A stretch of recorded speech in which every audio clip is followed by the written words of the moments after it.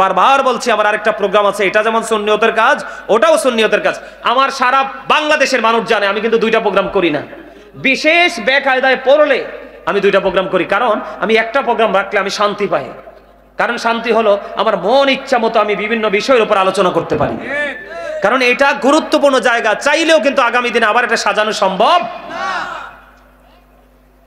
ঠিক ডক্টর হাসান আল আজহারি সাহেব তিনি গেটের সামনে আসলো, তখন আমি বলছি যে আমি ভাবছি উনি প্যান্ডেলে ঢুকবে, কিন্তু উনি প্যান্ডেলে না ঢুকে উনি রুমের দিকে চলে যাচ্ছে। তখন ওই যে ছেলেটা নুরু নবী হুসাইন আবিদিন, সেই ছেলেটাকে বললাম যে ভাই আমার ওই মাহফিলটা 10টায় ধরার কথা, এখানে বাজে 9টা 20, আমি কি করব? আমি বললাম যে ভাই তুমি একটু আজহারি সাহেব যেহেতু চলে আসছে, তুমি প্রোগ্রামটা একটু জিকির করো, আমি চলে যাই, কারণ আমি ওই মাহফিলেও প্রধান অতিথি। আমি মাহফিলটা শেষ করলাম, শেষ করার পরে এখনো পর্যন্ত 1 টাকা হাদিয়া আমাকে মাহফিলে দেয় নাই। নাউজুবিল্লাহ বললেন না? যাইতে লাগছে কয় ঘন্টা, আইতে লাগছে কয় ঘন্টা, মাহফিল করছি কয় ঘন্টা, তাহলে কয় ঘন্টা দিলাম?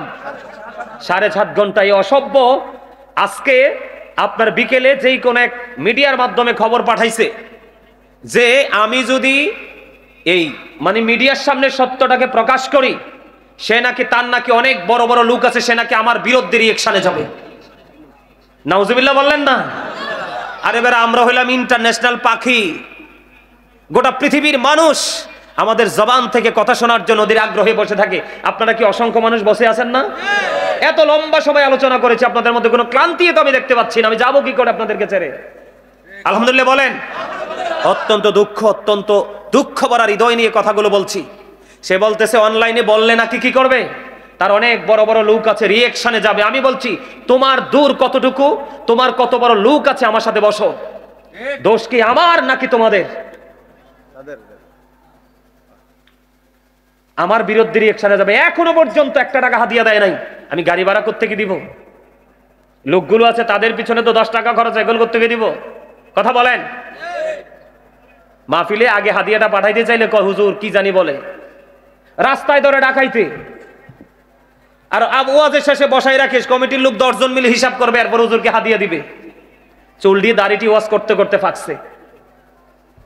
কথা কি বুঝতে পারছেন? আমি গোটা বাংলাদেশের যত আলোচক আছেন, যারা সত্যিকারের আলোচক, তাদেরকে আজকের এই প্রোগ্রাম থেকে আমি একটা বার্তা দিতে চাই, যেই মাহফিলে কালেকশনের কথা বলবে ওই মাহফিল আপনারা রাখবেন না।